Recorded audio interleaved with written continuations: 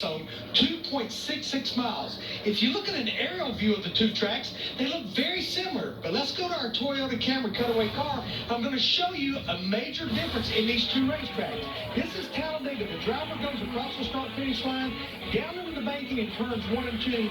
And when he gets over there in the middle, you're going to see 3 wide. Not that bad, 35 feet wide. And you're looking at 33 degrees of banking in the turns at both ends of the racetrack.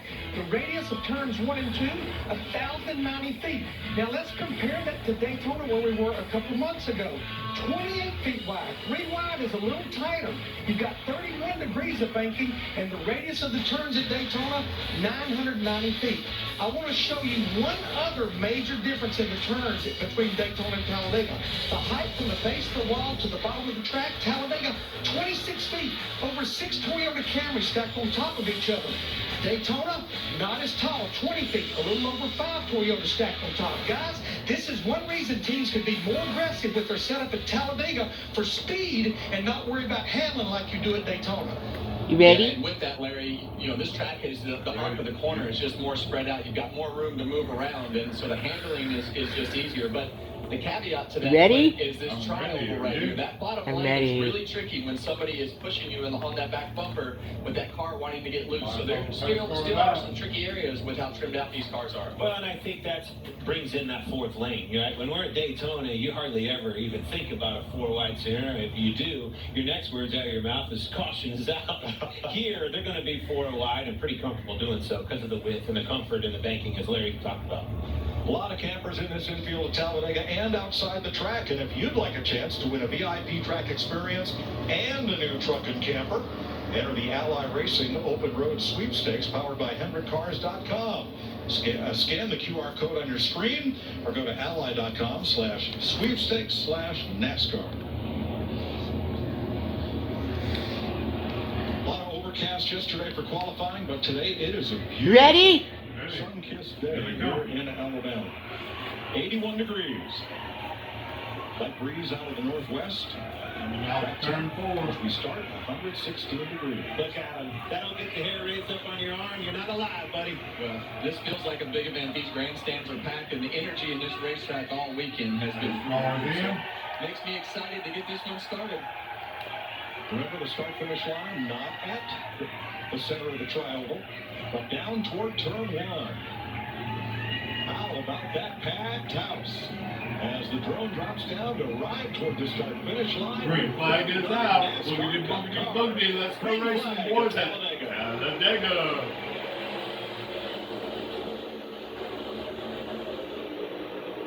These guys have not had one lap of practice. Be mindful of that. First time they've heard their spotters in their ear is right now. Well, they have a lot of responsibility right now, and that's, you know, get yourself the track position. The guys in the front, you're going to see exactly what you saw right there. That block right up into that outside line. You're going to see the manufacturers try to get themselves together, start implementing the strategy that they've all worked on for the whole week. Well, I think that's what you're seeing right here at the front. Where you're going to go, you're going to get single file. But those guys riding in the back, talking about Chase Elliott and company, clear back there in 30th. They're going to try to make some moves early, get this three wide going on, and make some headway. Cole Custer on the outside leading that group. Now gets a little help as Josh Berry jumps outside. In the Wood Brothers 21, but it is 25-year-old Zane Smith, who yesterday won his first career pole, and he leads the first lap at Talladega.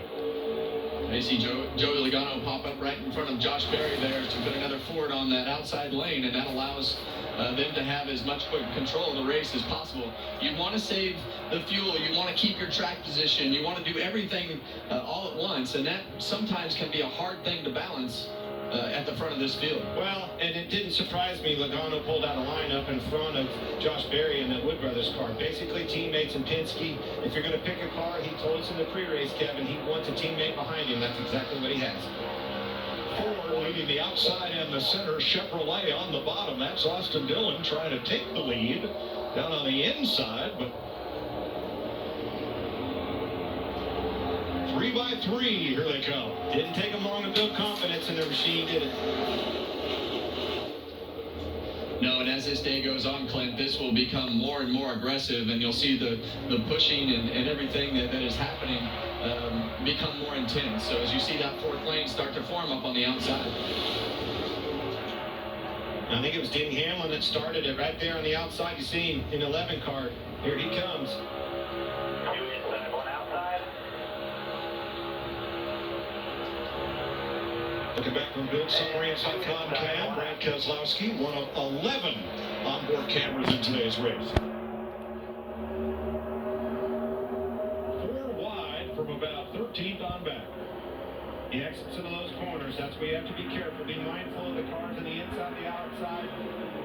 Listen to that spotter. Give them a little bit of room. A little bit of patience right here goes a long ways. Well, that patience is really difficult because you see in that outside lane, you've got those Toyotas lined up, and Joey Logano and Josh Berry in front of that group. It's kind of, I feel like they want to get that track position and get forward. That's really why that fourth lane was formed up there to try to move forward. Fourth lane from the bottom. Michael McDowell is rocketed forward in that blue car from 14th starting spot. He's known as a very aggressive driver on these drafting tracks, and he wants the lead in that 71. And I'll tell you who's right behind him all the way back. I looked over who's the biggest mover. It's Stenhouse all the way to the back. He was on 17 positions in that very line right there. I think he's 4th or 5th in line, that 3rd row.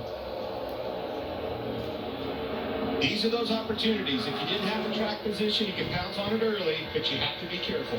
Yeah, as we look out the back of McDowell's back bumper right here, you see Brad Keselowski come up and give that back bumper a little bit of a bump right there, trying to push that car forward. And that's really the strategy. The second place guy is really responsible for how fast that line will go, by how many times he can hit the back bumper of that first place car in that line.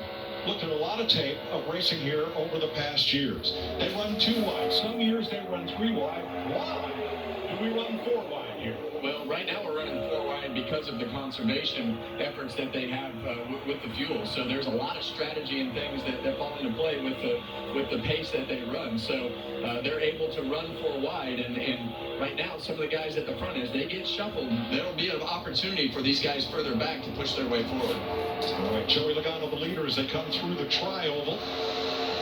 Here's Larry McCoy for today's race strategy, sponsored by Keystone Light.